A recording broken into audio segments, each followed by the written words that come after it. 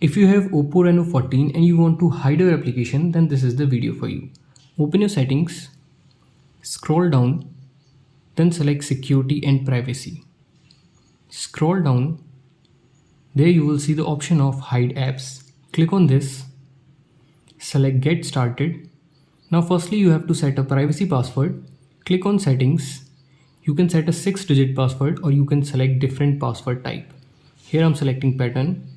Draw your pattern and then confirm your pattern. Select question and then answer a security question. Click on done and then select get started. Select access via dial pad. Now you have to set an access code to access a hidden application. Select settings. Now type your access code. But keep in mind you have to start your access code with hash and also end it with hash. For example, I'm setting hash 1234 hash. Click on done. Again click on done. Select add apps. Then it will show you all the applications which are installed in your smartphone. Select the app you want to hide. For example, I want to hide my Facebook. Click on this. Now in my app drawer, you can't see my Facebook.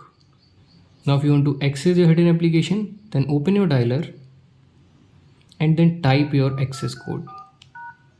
So that's how you can hide and access a hidden application in Oppo Reno 14 smartphone.